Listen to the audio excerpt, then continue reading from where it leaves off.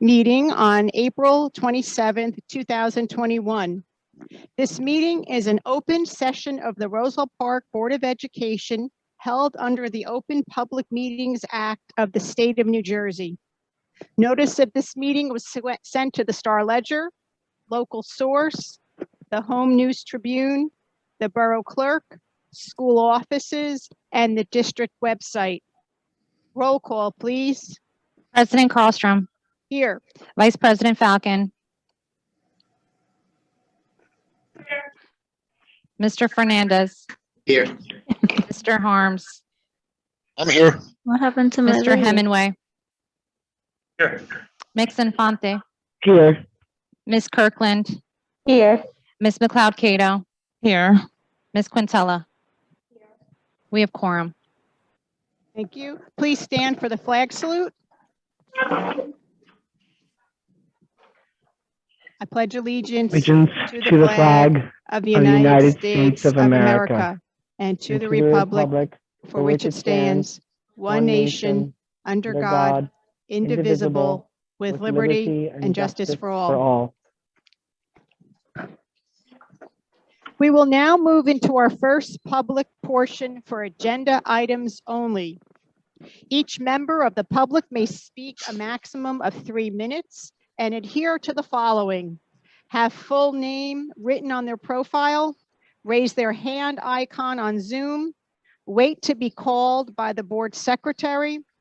Once called, please put video on and unmute your audio.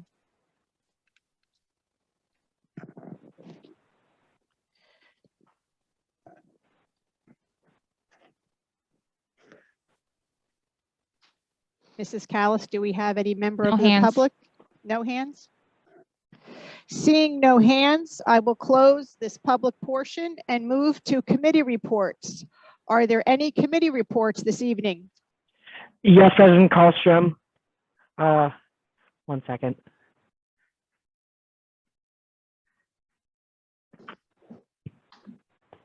Good evening, Superintendent Garrido, Madam President, my board colleagues, and the residents of Roselle Park. At the April 18th Equity Committee Subcommittee meeting, there was a buzz of enthusiasm on how we can implement tangible change. Our main discussion was about a district-wide climate survey that we would make available for grades 6 through 12, as well as adjusted language for 4th and 5th graders. There was as much passionate discussion from the administrators and staff, as well as our student representative. As our hope would be to establish an ongoing process that would enable us to address issues in our non-discrimination policy, the survey would be administered over a 3 to 4 year period. The administration of this survey would entail parent permission as well as parent, teacher, and staff participation. This would directly line up with our board's 3-year goal to address implicit bias in the district and would allow us to collect data that would then be used to implement positive changes in our district. I'll be honest, some of this information may acknowledge some hard truths and weaknesses, but I believe that if we work together and unite our students, teachers, and staff, that we will create a more enriching and inclusive learning experience for all our students, no matter their race, ethnicity, religious background, gender, and gender expression, as well as many other subgroups. I hope that when the decision is brought to the board, that we will come together and lift up the voices of all our students, including those who may feel they are not heard, and make sure they too receive the most quality education possible. Roselle Park is a multiracial and diverse community with a rich history, and it is my belief that we will be much stronger through this effort. My huge gratitude to Colleen Bodek, Valentina Arango Correa, and the entire committee for their leadership and commitment to our students' multifaceted education. That is my report, Madam President. Thank you, Z. Any other committee reports at this time?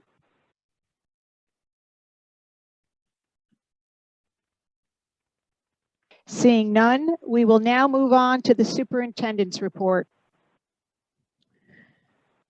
Thank you, Mrs. Carlstrom. Good evening, everyone, board members, members of the public.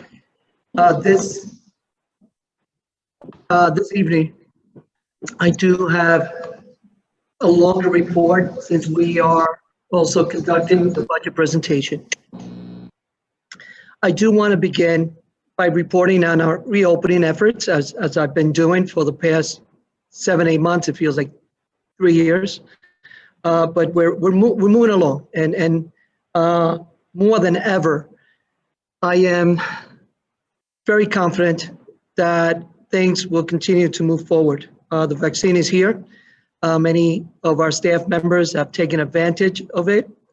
And as you know, we are now in phase 3 of our reopening plan.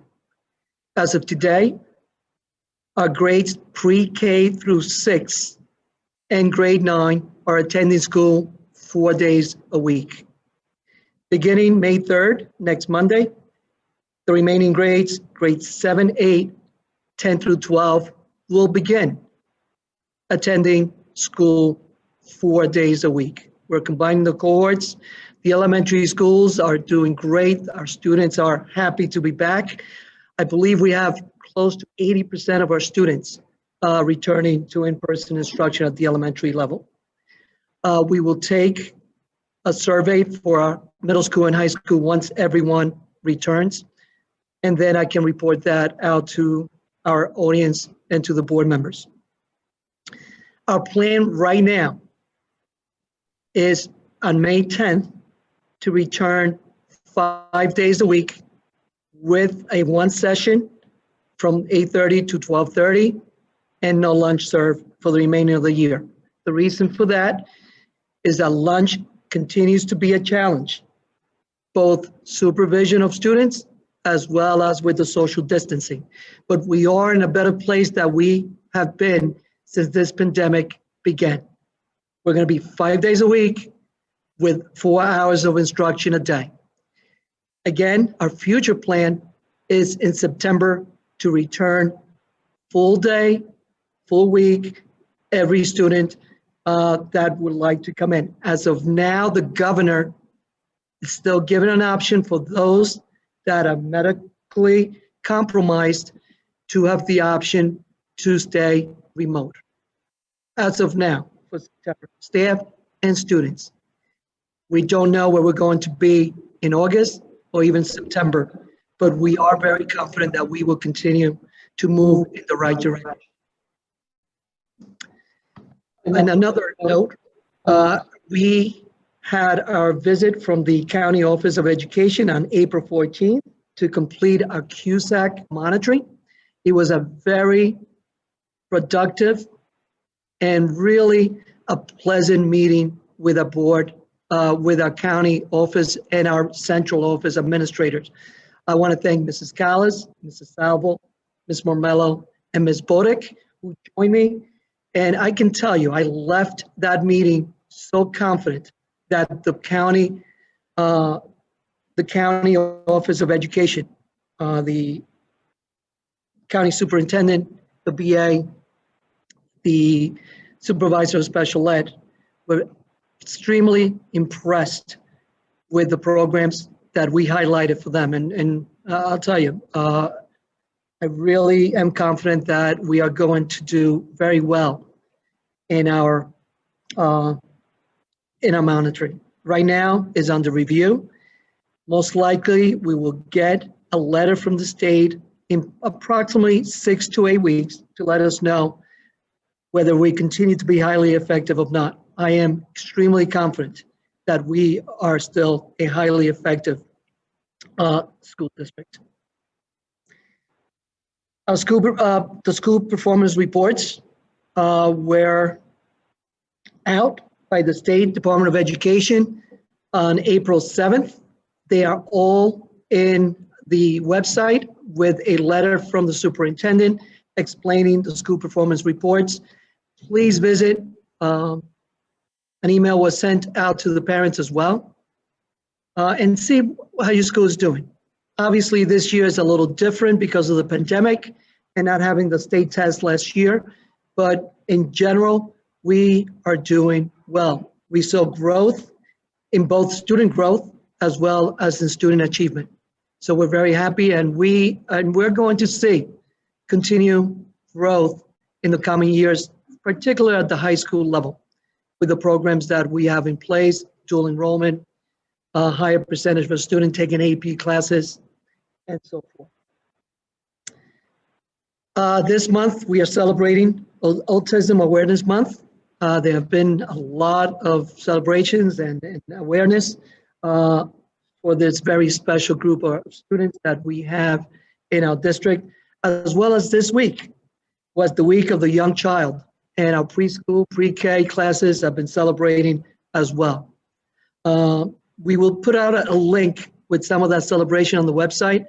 Please look for it. It's the cutest thing you can ever see with our little pre-K students doing all kinds of great things.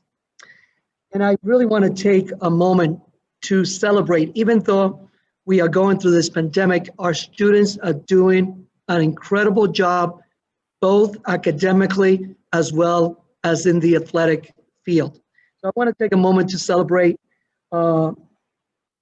two areas that really should be acknowledged. Our TSA teams at the high school, and this year for the first time at the middle school.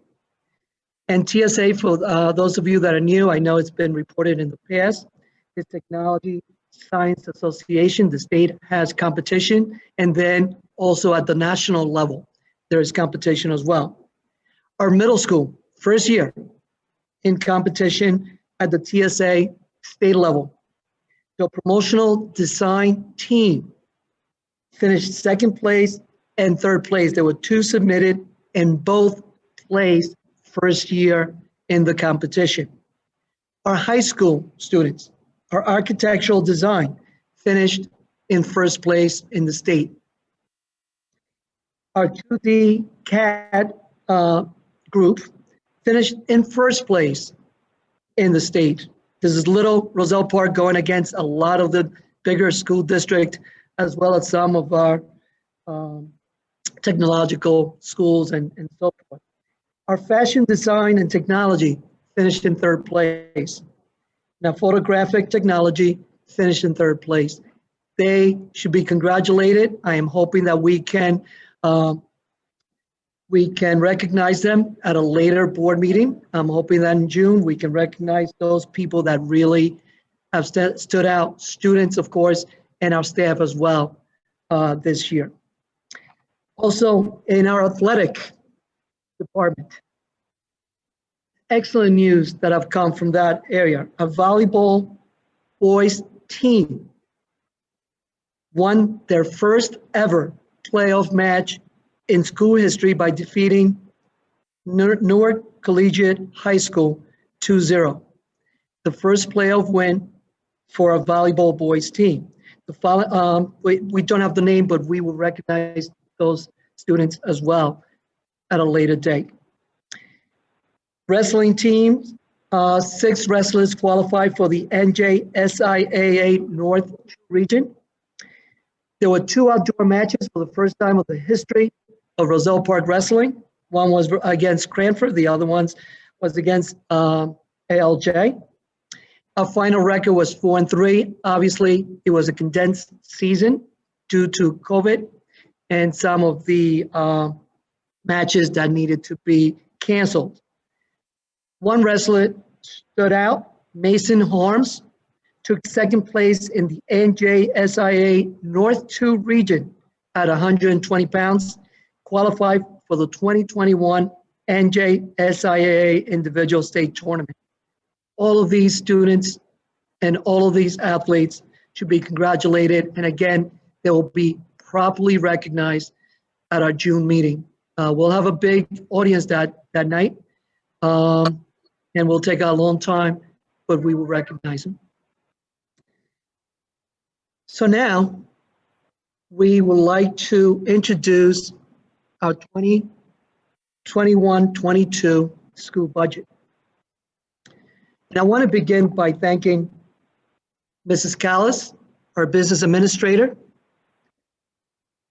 Mr. Chad Hemingway, the chair of the Finance Committee, Mr. Lauren Harms, member of the committee, Mr. Mark Fernandez, member of the committee, Mrs. Qualstrom, president. The budget we may lead to this presentation tonight, but there's been a lot of work that leads to tonight's presentation. Starts all the way back in October when the district is required to report to the state their enrollment, a lunch status, and so forth. And it goes all the way. Mrs. Callus has had meeting with all the administrators to see where our needs are, instructionally, of course, and as a district. Then our meetings begin with the committee, and there's a lot of discussion on where we are. But one thing I can reassure everyone, our number one priority is always making sure that our budget and the funding goes to the right place, and that is our students. I am very proud in my past 7.5 years that I've been here that every budget has had the best outcome for our students in our district. This year is no different. And it starts all the way with our 3-year strategic plan. That is the blueprint that we started back in 2019. Next year is our last year of our strategic plan, and it's all linked and connected to that plan. Why? Because that plan, the focus of that plan is our students. So our budget and our funding goes directly linked to that strategic plan. What are the 4 domains of our strategic plans? Number 1, and most important, is our teaching and learning. Full education, social and emotional development of all students. Access to a rigorous curriculum. And this is our challenge day in and day out. Infrastructure that will lead to high academic achievement. Just right before the meeting, 3 of our members, we had a committee meeting, and they went to visit, which all of you are aware, of our STEAM wing over at the high school. That's exactly the infrastructure that we have and we're planning to continue to improve here in Roselle Park. Number 2, student support. Especially now more than ever, our students need support in every which way, academically, socially, emotionally, and every way that we can certainly support them. So commitment to ensuring the success of every student. And when I mean every student, I mean our general education population, our special education population, our English language learners. All of our students, all of our subgroups are all in this and in this budget. Providing quality education through student support service, through our school counselors, through our social workers, through our reading specialists, through our coaches. All of these people that have a responsibility to the success of our students. Professional development. We cannot be successful if our teachers don't have the best skills to make sure that our students have the right instruction. Improving student learning by providing staff with professional development opportunities and resources. And we are an incredibly active district, and will continue to be, in providing our staff with the best training that they can have so they can be successful in the classroom. And of course, we cannot have any of this without a safe and secure learning environment for our students. Safe, secure, and modern environment to foster the improving learning and student growth. So right there, these 4 sections, these 4 domains, it's where our budget and our funding is going to. So at this time, to better explain where the numbers are, I want to introduce our number lady, our business administrator, Michelle Callus. Thank you, Mr. Garrido. So this budget presentation will be comprised of 4 sections. First, we'll start with the expenditures, followed thereafter by the revenues, programs and services, and then the tax levy information. Our expenditures.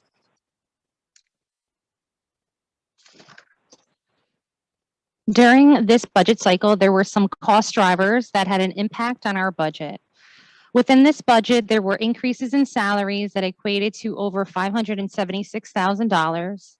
Healthcare benefits are also increasing by 15%, which result in a budget increase of $855,000 and over. Within this budget, we are including capital expenditures that have a budgeted increase of over $1.2 million. Within that are field light replacements, high school air conditioning, tennis courts, and middle school door replacements. In addition, the district is contributing over $111,000 towards the preschool budget to support special education students. The district will also see a budgeted increase in over $135,000 to upgrade its current firewall.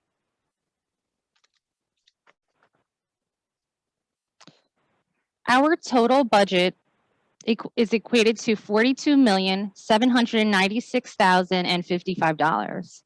This pie chart represents how the expenditures are broken down by percentages.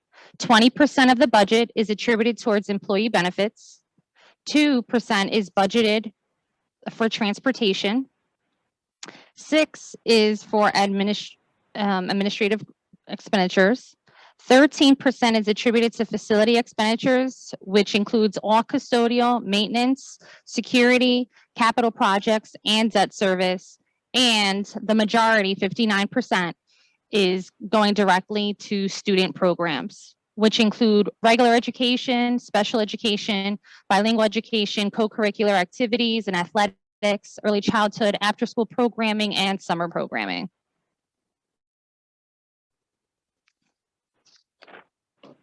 Our revenues. Our budgeted revenues for 21-22 equate to an overall 3% increase as compared to the revised budgeted revenues in 2021. The local tax levy is increasing by 0.65% for the 21-22 school year. State sources are increasing by 18.5% from the prior year. You will notice a 47% decrease in 21-22 in comparison to the revised 2021 budget. This is primarily due to the one-time CARES and coronavirus relief funds that was received in the current fiscal year.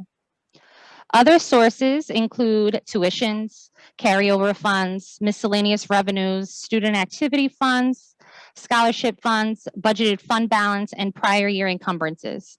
The decrease noted is attributed to the prior year encumbrances, which equate to approximately $1 million. The district also has a capital and maintenance reserve.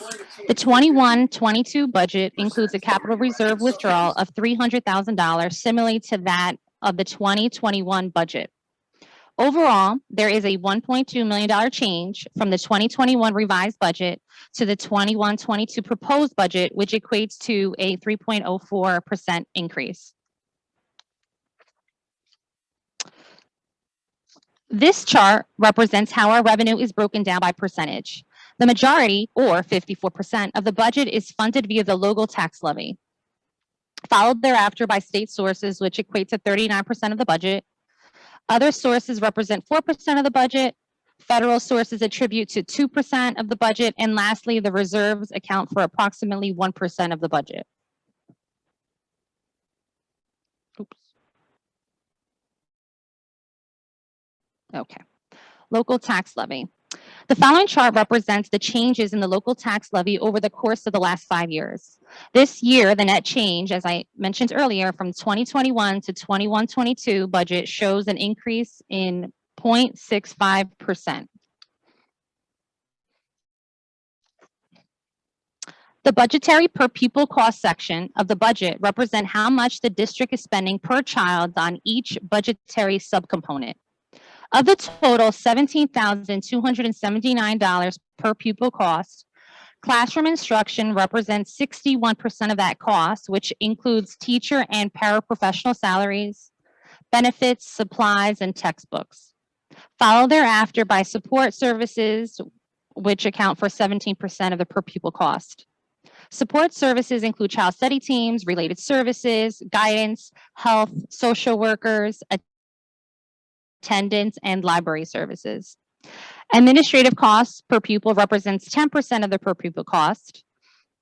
But this does not only just include general and central administration, it also includes technology costs. Operations and maintenance represents 9%. This subcomponent essentially includes all aspects of maintaining the safety, cleaning, and all upkeep of our facilities. Extracurricular component, which includes things like athletics, clubs, and bands, represent 3% of the per pupil cost. While these costs do not provide a complete picture of the total cost of providing educational services to our students, they do allow school administrators and citizens to compare specific measures of school district spending. Roselle Park's administrative costs are significantly lower than the regional administrative cost per pupil because Roselle Park is committed to investing in our children. Our programs and services. The next section of this presentation will focus on the program and services within the budget as it aligns to the district's strategic plan. The district has strived to open more seats for early childhood education. Annually, for the last 3 years, we have been able to open additional seats to better serve our Roselle Park preschool universe.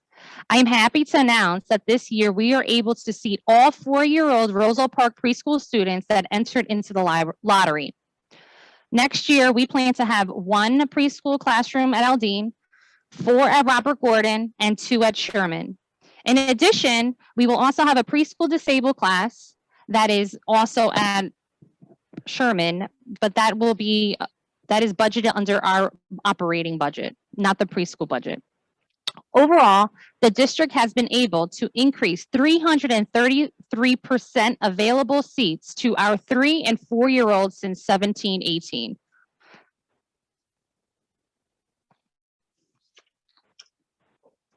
The district is focused in investing in the learning experiences of our students.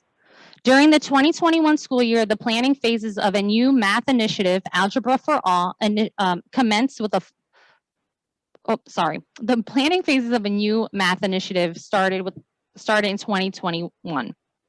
This initiative will be in a full implementation for the 21-22 school year. Data has showed us that more exposure to algebra or algebraic expressions will lead to higher success at the secondary level. This budget supports this initiative and all the instructional supplies, professional development, and support needed to bring this initiative to fruition. This budget also supports a new hands-on science curriculum. Our students will have more opportunities starting in kindergarten to conduct experiments and other projects in science. In addition, during the 2021 school year, the English language arts curriculum in grades 4 through 12 was revamped to increase rigor, include high interest books that include characters that represent the Roselle Park demographic makeup. The curriculum also promotes diversity and inclusivity and incorporates project-based learning through a humanities approach, where students will study themes across content areas.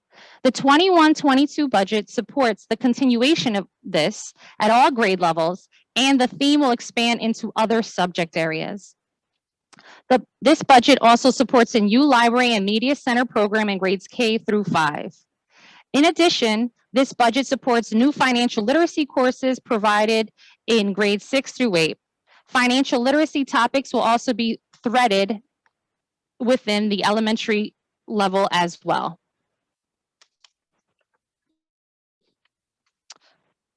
The board and district have made a commitment to expand our STEM and career and technical education programs. Our high school career and technical programs include computer science, engineering, and architecture. In computer science and engineering, students may take Project Lead the Way courses, which include hands-on experiences and in-demand knowledge needed to thrive in the 21st century. Students that enroll in these programs may earn college credit either through advanced placement opportunities in computer science or through college credits from a college in architecture. Our investment in CTE, or career and technical education, programs has allowed our students to participate in TSA which competes at the state and national level. As Mr. Garrido indicated earlier, our students have been awarded first place at the state level in architectural design and 2D CAD, as well as third in fashion design and photographic technology. So congrats to the high school CTE program staff and students for participating in their accomplishments. The 21-22 budget will continue to support these programs and will add an additional engineering course to the program of study. In order to prepare our students for secondary CTE programs, we also invested in Project Lead the Way courses at the middle school level for the first time in 2021. Students were able to take computer science for innovators and makers and automation and robotics. They also participated for the first time in TSA and placed second and third in promotional design. Congrats to the middle school TSA students and staff. The success of our STEM and CTE programs is just a testament that our budgetary investments in our students and programs produce exceptional results. Within the 21-22 budget, we will continue this momentum going. We will be adding more Project Lead the Way courses at the middle school level, which include medical detectives, app creators, and science of technology. In addition, the 21-22 budget affords the students the opportunity to participate in over 50 extracurricular activities and clubs. In the 2021 school year, the district made significant investments in our early college initiative. In the 21-22 budget, the district will continue to invest and expand on these programs at the high school level. We are investing in the professional development of our teachers and our instructional supplies and tutoring needed to ensure that the success of our students. In addition, in 21-22, the budget will support the introduction of dual enrollment classes as well as support a bridge program for our seniors.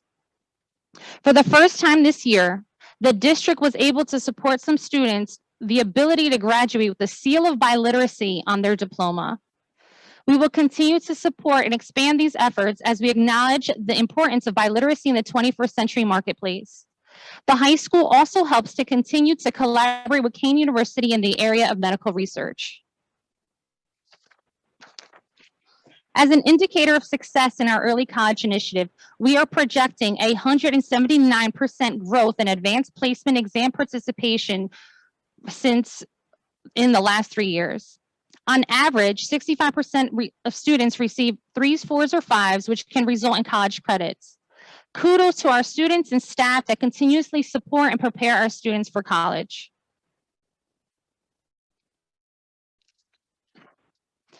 Since the end of 1920 school year, our budget has supported an additional 9 course offerings in advanced placement. For the 21-22 school year, the budget will support dual enrollment courses where students can graduate high school with both a high school diploma and a college transcript. In 21-22, we will have 16 options of advanced placement courses and 3 options for dual enrollment courses for the first time.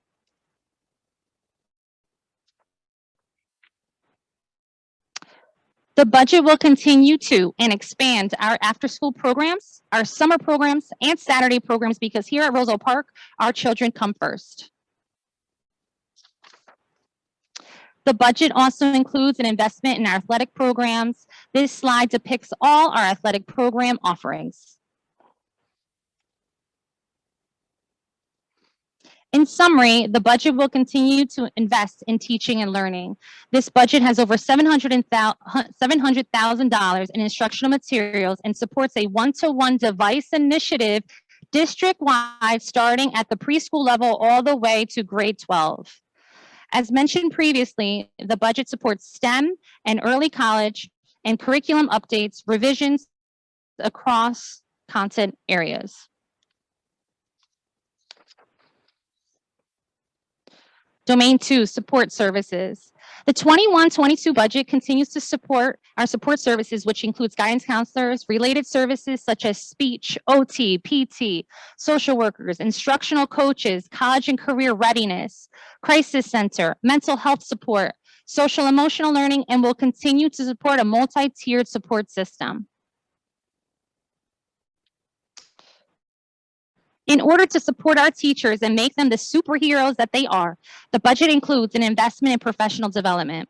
Some areas of professional development include equity, advanced Placement Institute, Project Lead the Way, best practices and instructional strategies, response to intervention, social emotional learning, ESL strategies, and of course, virtual learning. The district is committed to ensuring that we provide a safe and secure learning environment. Capital projects included in the 21-22 budget are field light replacements, tennis courts resurfacing, high school auditorium air conditioning, and fire door replacements at the middle school.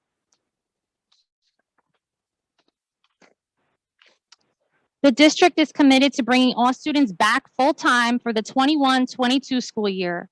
Therefore, this budget supports safe classroom spaces that are compliant with all CDC regulations, which includes barriers, sanitizing, and deep cleaning. To protect our students virtually, we will also be upgrading our firewall.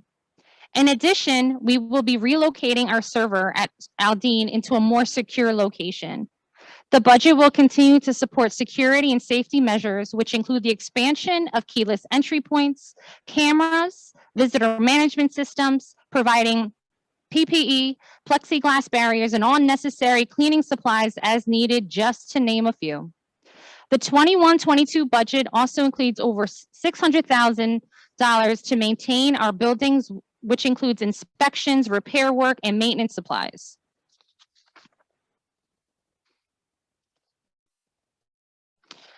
So, to get all this, what will the impact be for the Roselle Park taxpayer? The average home assessed in Roselle Park should see a slight decline in their school taxes. Investing in our children never looked so good. Overall, the 21-22 school budget supports our Roselle Park superheroes. Thank you.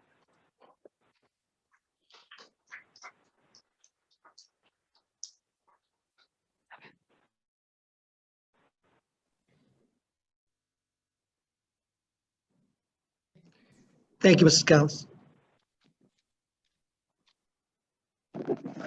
Can I say Mrs. something? Callus. Madam President, can I say something? Sure. Ms. Callus, I think this presentation was fantastic. You really put a lot of time and effort into this thing here. What really amazed me more so was I know we give our children in Roselle Park the best education we possibly can, but when you see it all here, all in one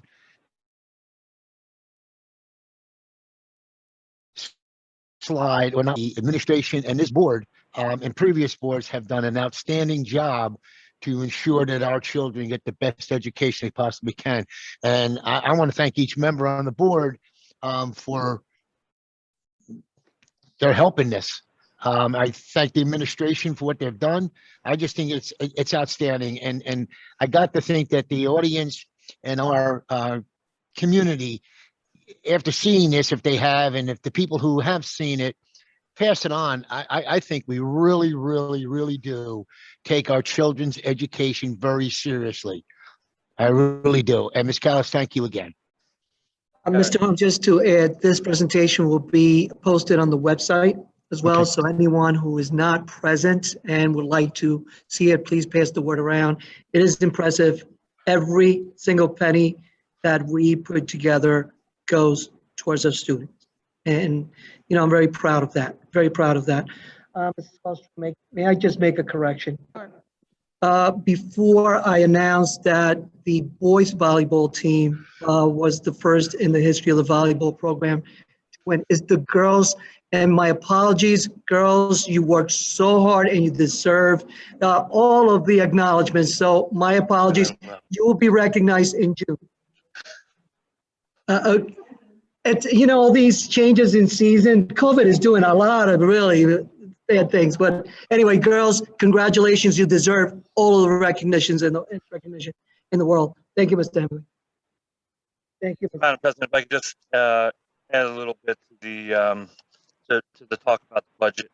I thought Ms. Callus would leave out something for me to add, but she did not, which is really outstanding.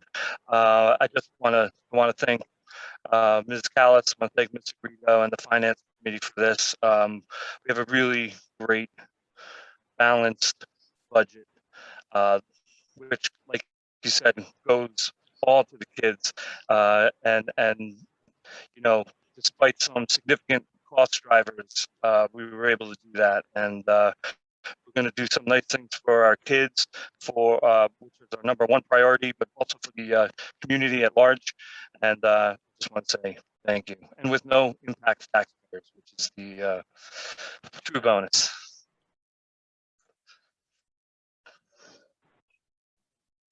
Thank you to everyone. Thank you, Mrs. Callus. This portion of the meeting is set aside to address any questions with regard to the 2021-2022 budget to be voted on by the Board of Education tonight, April 27th, 2021. Each member of the public may speak a maximum of 3 minutes and adhere to the following: have full name written on their profile, raise their hand icon on Zoom, wait to be called by the board secretary. Once called, please put video on and unmute your audio.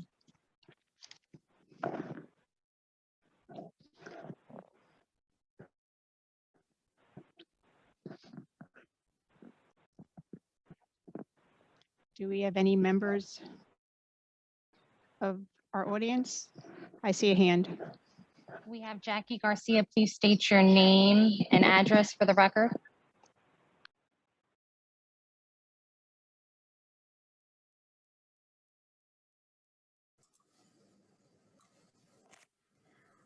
Good evening. Can everyone hear me?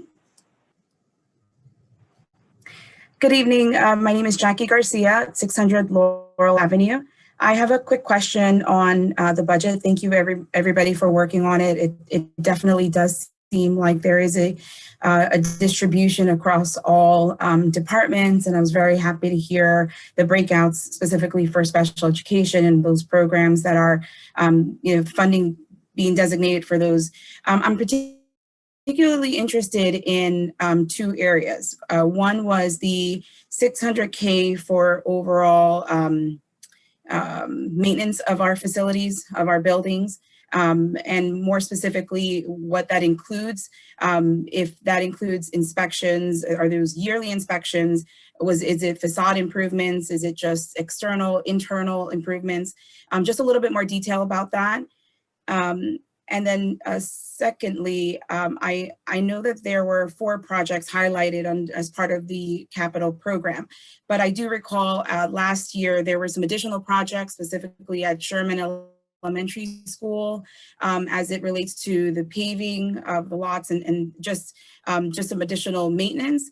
Was there any discussion on, why there were certain projects selected versus others? Like were there priority projects, these 4 that were highlighted versus other, I guess, areas that we could support in facilities?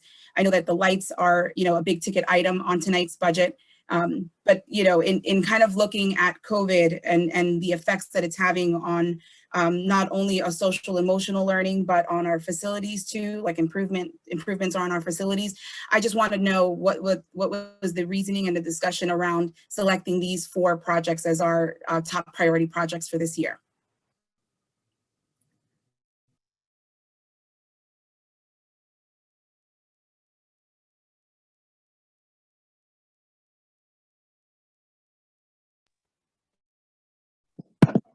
Hi, Ms. Garcia.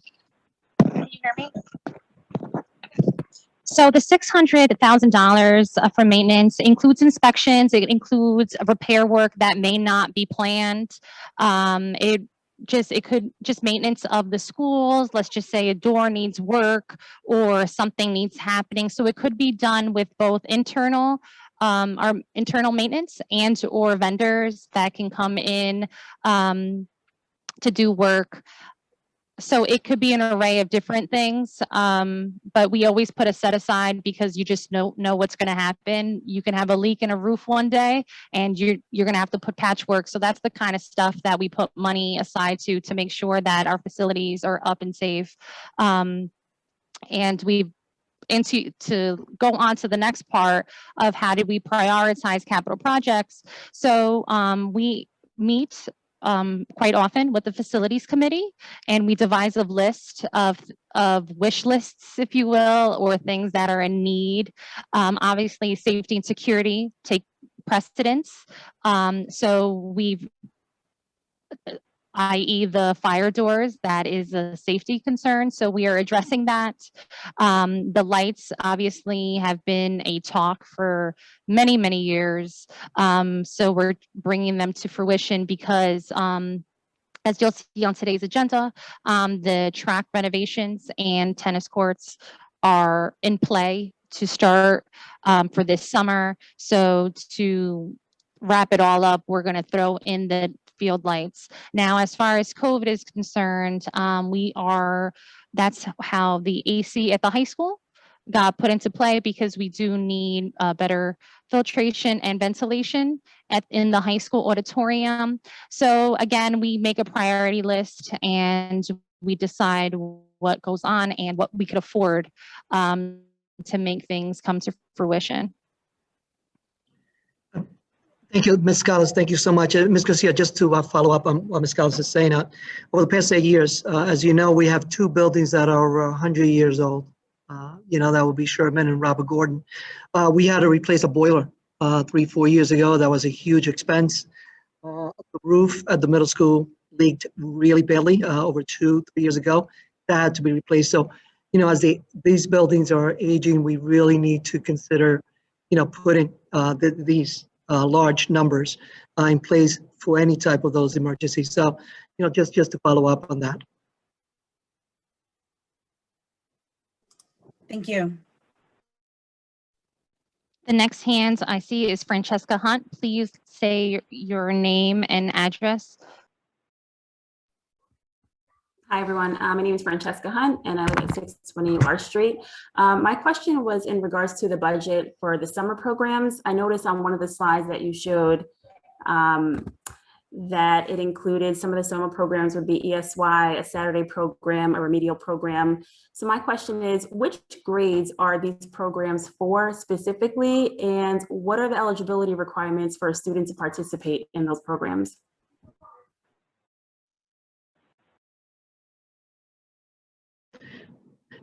Okay, Mrs. Hunt, thank you for the question. Obviously, with COVID and virtual learning and so forth, and all the concerns that we've had for learning, we will take obviously we receive funding, extra funding from the stimulus package, of course, and some of that funding is going to be for remediation for students who have regressed or falling behind.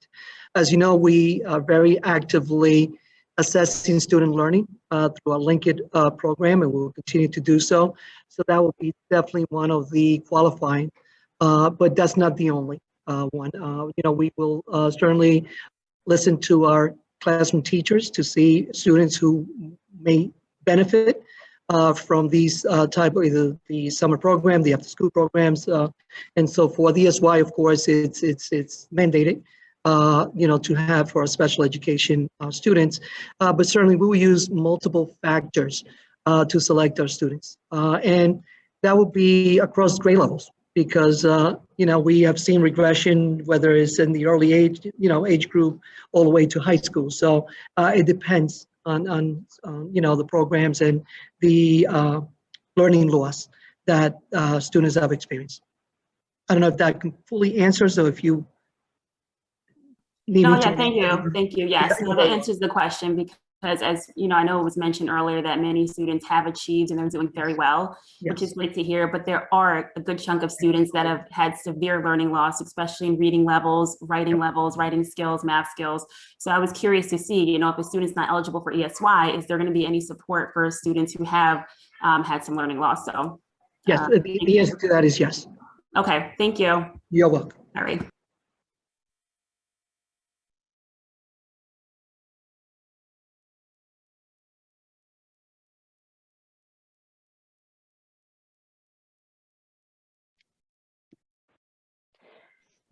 Madam believe- President, I don't see any other hands. Okay, seeing no other hands, we'll continue with our agenda.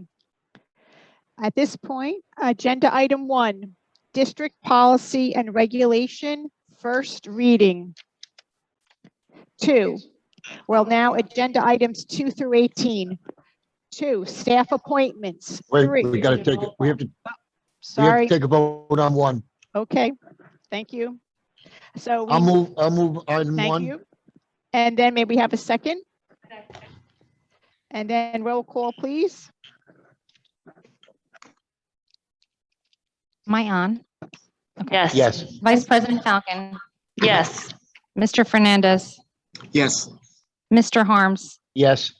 Mr. Hemingway, Yes. Ms. Infante, Yes. Ms. Kirkland, Yes. Ms. Camille, Ms. McLeod Cato, Yes. Ms. Quintella, Yes. and President Crosstrom. Yes. Now we may move on to agenda items 2 through 18. Staff appointments, 3 mentoring, 4 staff retirement. And I would just like to thank these 3 teachers for their time and service to Roselle Park education. The children of Roselle Park are very appreciative for all that you have given them, and I wish you a well-deserved retirement. 5 staff resignations, 6 district substitutes, 7 change of assignment transfer, 8 maternity leave of absence revision request, 9 medical leave of absence request, 10 salary adjustment, 11 revision of high school and middle school additional teacher and classes 2020-2021, 12 2021 Roselle Park summer camp salaries, 13 summer credit recovery staff program 2021, 14 Title I AP tutorial program revision, 15 summer camp staffing list, 16 curriculum writing, 17 revision of federal program salary allocations 2020-2021, 18 ESL summer enrichment program staff 2021. May I have a motion to approve? Make the motion. May I have a Second. Second. Roll call, please. Vice President Falcon, Yes. Mr. Fernandez, Yes. Mr. Harms, Yes. Mr. Hemingway, Yes. Ms. Infante, Yes. Ms. Kirkland, Yes. Ms. McLeod Cato, Yes. Ms. Quintella, Yes. and President Crosstrom. Now, education, agenda items 19 through 26. 19, revision of the 2020-2021 school calendar. 2021 Roselle Park Summer Camp. 21, education programs. 22, harassment, intimidation, bullying incidents. 23, AP Summer Institute Training Attendance Request. 24, Conference Attendance Request. 25, NJSIAA Participation. 26, PLTW Training Attendance Request. And may I have a motion to approve? I'll make a motion. Second? Roll call, please. President Falcon, Yes. Vice President Falcon, sorry. Mr. Fernandez, Yes. Mr. Harms, Yes. Mr. Hemingway, Yes. Ms. Infante, Yes. Ms. Kirkland, Yes. Ms. McLeod Cato, Yes. Ms. Quintella, Yes. and President Crosstrom. Yes. We move on to business. Agenda items 27 through 48. 27, monthly certification.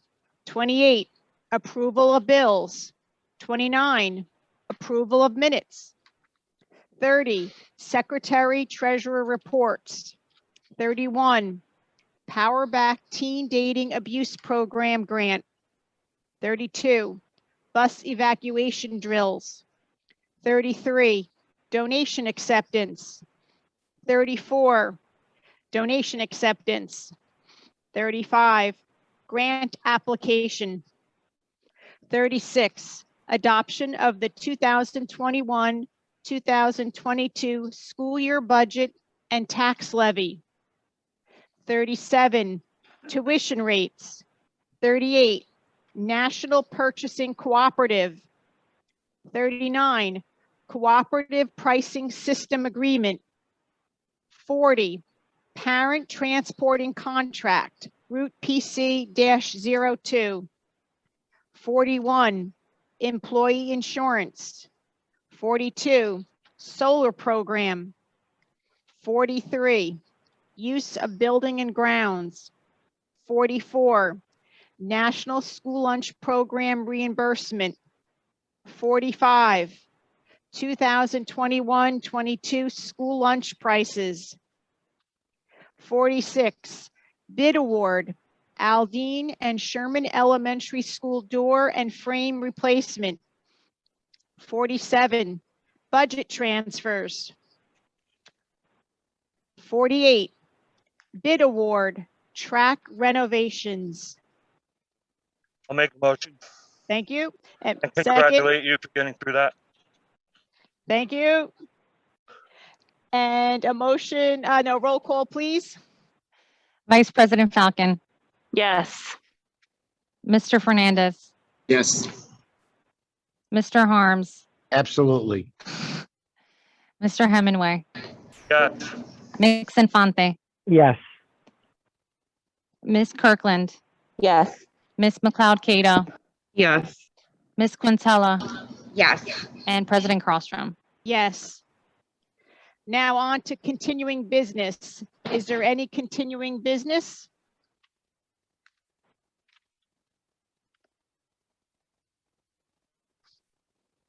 Then I'd like to move on to new business. In light of our students returning to in-person, I would like to have a motion to move the board meeting to full in-person, including an audience. The board meeting will be streamed live, and any participant that would like to watch from home may still continue to submit a public comment or question to the board secretary. May I have a motion I make the motion. and a Second. second? Roll call, please. Vice President Falcon, Yes. Mr. Fernandez, Yes. Mr. Harms, Yes. Mr. Hemingway, Yes. Ms. Infante, Yes. Ms. Kirkland, Yes. Ms. McLeod Cato, Yes. Ms. Quintella, Yes. and President Crosstrom. Yes. We are now moving to another public participation. Each member of the public may speak a maximum of 3 minutes and adhere to the following. Have full name written on the profile, raise their hand icon on Zoom, wait to be called by the board secretary, and once called, please put video on and unmute your audio.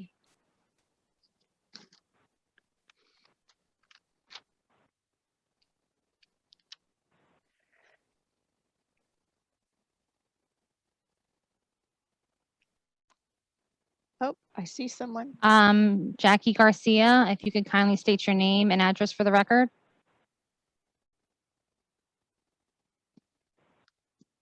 Hi there, Jackie Garcia, 600 Laurel Ave. Hello again, everyone. I wanted to provide an update on our CPAC meeting this month. Thank you for the opportunity for presenting our meeting minutes. We had our 5th meeting of the year on April 22nd, which was attended by Sherman principals, LD, and middle school administration, along with a parent roundtable in our second portion. And I just wanted to provide a quick highlight of, the meeting minutes of that meeting, and then the board will also receive a copy of those meeting minutes this week. So there were three major items that we discussed. As there's nothing new, I think, to report aside from parents are worried about learning loss and the extended school year. assessments and progress monitoring. We talked about short and long-term goals. And just to kind of go back up and summarize a little bit more in detail, parents are really concerned, as one of the co-leaders mentioned earlier, about losing emerging skills and also recouping some of the learning loss that, just as a result of COVID is happening across our families. So the administrator did mention that our next meeting on May 6th, we will be talking a little bit more about the district's plan on extended school year. So I would invite all parents who are interested in attending that meeting. That's May 6th at 6 p.m. And also any board members who are available to attend that meeting as well. We also talked about assessments and progress monitoring, and the administration to talk about the various different programs that were currently being assessed across the district, which were highlighted tonight as well. It was good for our parents to know, the various methods that are being measured. So I think that was also a good discussion. And we also talked about, like as I mentioned before, the short and long-term goals. Specifically more geared to what was initially approved tonight with the board strategic plan. We did talk about long-term goals and the performance report that was recently released. On average, I think it's no news to this group in particular, but the classifications are increasing every year. And if you look at the statistics going back, as I would say 2015, they've been increasing every year at 1%. So if we look at that trend in 5 years, we're looking at least 25% of our children being classified as special with disabilities. And as Mr. Garrido mentioned earlier, our schools are aging. There's no surprise there. And the long-term discussion, specifically with our CPAC group, was really about assessing our facilities and what our children need, full functioning occupational therapy rooms, and really taking a deep dive and providing our feedback. And I think that it's really encouraging to kind of understand also the dynamics of what goes into these, I would say, long-term projects, and as well as like wish lists, as Ms. Callus was mentioning. So we do have a plan for long-term goals, which we will be working with the district and also the administration to kind of, roll out what that means for our parents as well, and where their children see the need. And we'll be working in collaboration with the district to identify those needs. So there's more to come. I was very excited and pleased to see the support that we had at the meeting. But I also did want to bring back on the table the request to have a Board of Education liaison as part of the group. This is something that I think would help facilitate the discussion for the parents and also the administrators. And I think it would also allow our co-leaders to also feel supported from the board of any PTA organization that we currently have. So we wanted to have the opportunity to include the Board of Education liaison position as an agenda item for our next meeting for discussion. And as I mentioned, I did mention copies of the meeting minutes will be circulated to the.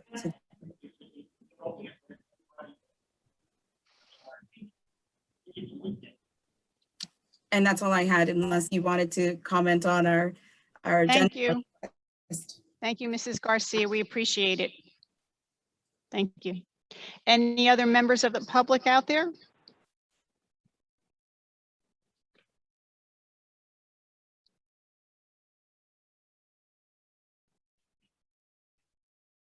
I see no hands, Madam President. Okay, before we adjourn this meeting, I just would like to say that the next scheduled board meeting will be held on Tuesday, May 11th, 2021 at 7 p.m. The board meeting at this time will be held at the high school auditorium, and the meeting will not be held virtually, will be held in person. May I have a motion to adjourn this meeting? A second? Second. All in favor? Aye. Aye. Good night and have a good week. Good night, everyone. Good night.